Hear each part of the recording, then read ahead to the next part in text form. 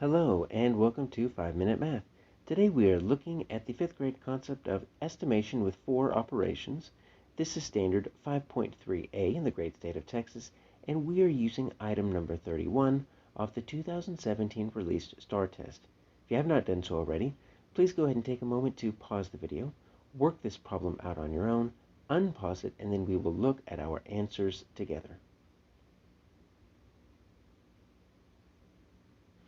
So we have an interesting problem here. We have two different numbers here. We've got Neptune at 16 and 11 hundredths and Venus 5,832 and 40 hundredths. And we need to fit those two numbers into one of these statements. That's going to make sense. But we get a little bit of clue here. If we look at all of these statements, they're very similar. You see the difference is right here. Every other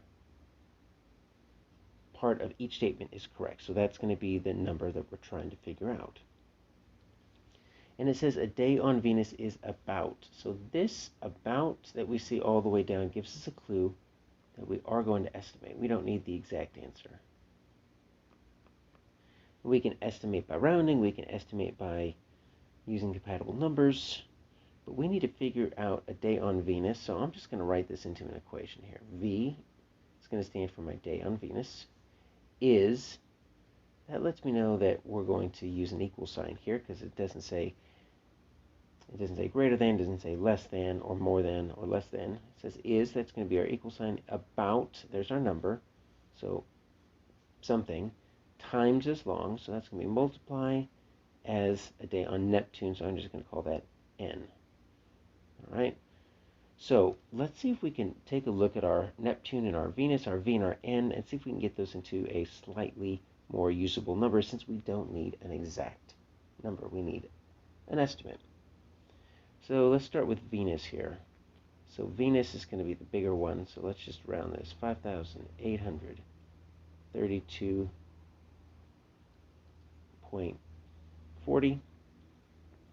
And so probably we want to get a good estimate. We don't have to round up a lot or round down a lot. And I'm going to round to the thousandths place because that 800 is pretty close to the next boundary number. And so that 8 is going to make that 5 go up. And so it's going to be about 6,000 because 5,832 is pretty close to 6,000. So our next number here is going to be this 16 and 11 tenths. And that's a lot different, because it's much smaller. It only goes to the tens place. We could round that up from 16 up to 20. But you know what? That's going to be a pretty big, that's gaining quite a bit. And I'm thinking here of compatible numbers. So remember, estimation can include compatible numbers, and I'm thinking of 15. And here's why I'm thinking of 15. 15 is close to 16. It's actually closer to 16 than 20 is. And I'm thinking, you see this 60 right here? I'm thinking of time. And there's 60 minutes in an hour, and 60 is broken up into some equal increments of 15. So I know 15 and 60 go together. So compatible numbers helps you find numbers that are easy to work with when you're estimating. I'm thinking 15 is going to work better for me than 60. So let's plug these numbers back in. So my Venus was 6,000. See what this does. Equals blank times 15. All right, so we need to see 15 times what gets me 6,000. And I did say that I think it has to do with time, because I know that 15 times 4 gets me 60. I know there's 4 15 minutes in an hour. So 15 times 4 gets me 60.